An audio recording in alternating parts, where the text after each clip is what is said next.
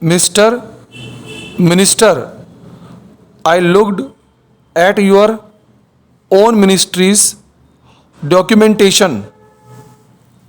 A UGC survey of 1471 colleges and 11 universities have found that 73% of the colleges and 68% of the universities have a quality that the HRD considers to be medium or low quality. Yet we are spending in the latest budget of this government just 1.2% of our GDP on higher education. Frankly, even South Korea, which is not far away, spends 2.4%, which double of what we are spending. Since we are talking about the NITs, let me stress that a working paper on the quality of engineering education in BRICS countries has been released. As you know, India is now going to host the BRICS summit and all the BRICS conferences this year. According to that, average spending per year in engineering education is the lowest in India among the BRICS countries. We are spends $1,300 a year. China spends $4,300 a year, and Brazil spends $5,000 a year. Even our fellow BRICS members, companies in the developing world are leaving us behind. They have policies that focus rightly on quality and not just quantity.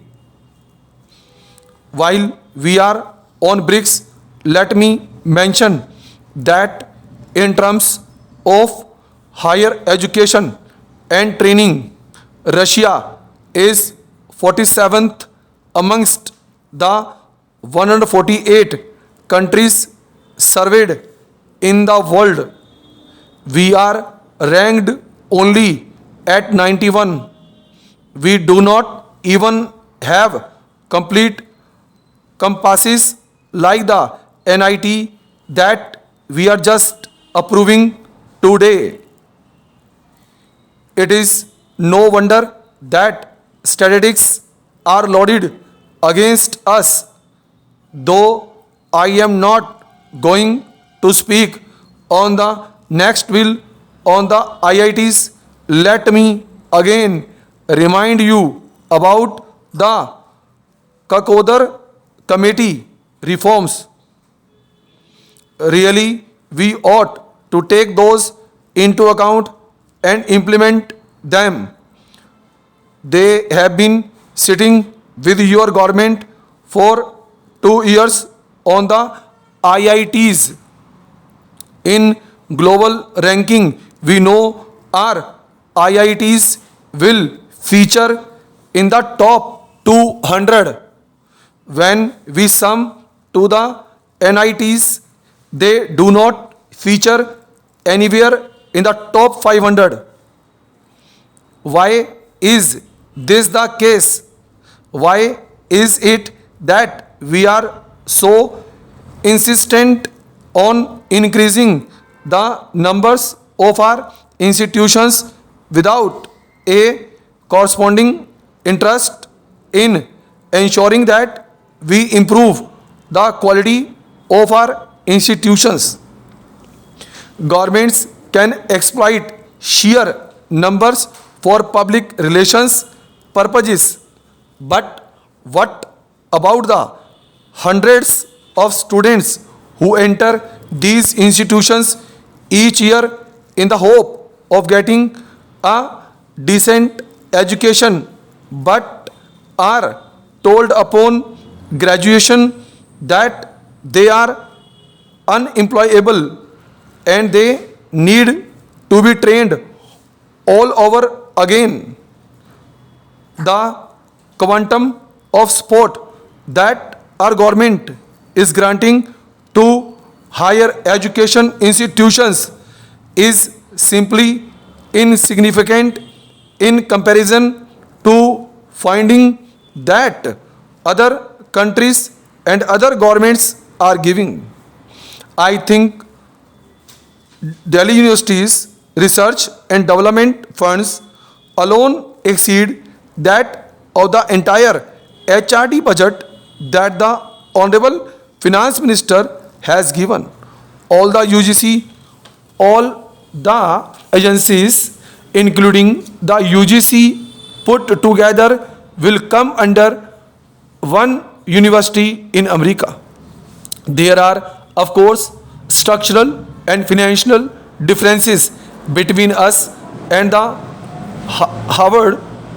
I am not comparing them, but the point is this: can we make fuller, better, and wiser use of our resources instead of fragmenting them by spreading them right across this horizon of mediocrity that I described?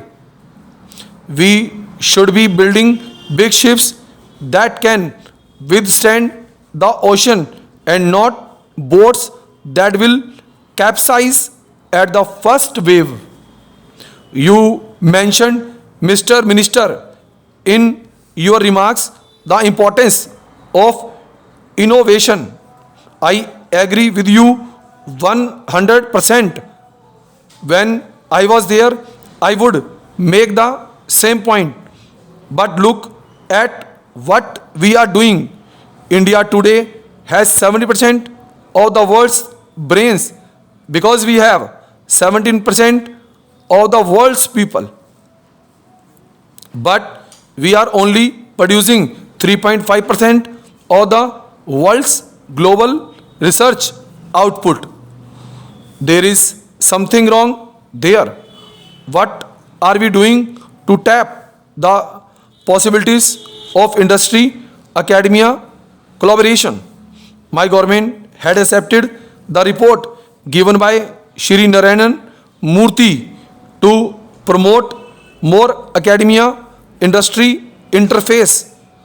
I would suggest that we could allow companies to come directly to our IITs and NITs and say that here is a research project, and if you have students who are prepared to research on this, whatever comes up, we will have an agreement.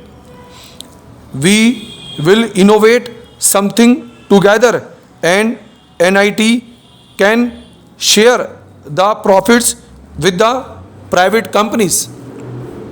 It happens very commonly in the West, but we need a policy decision from you that will allow the NITs and other institutions to have this kind of relationship with companies. Similarly, why can we not get more private sector money into this?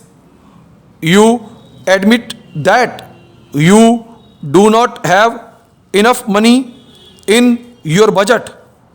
Look at the OECD countries. About 75% of research and development funding in the OECD countries comes from the private sector. Full stop and over.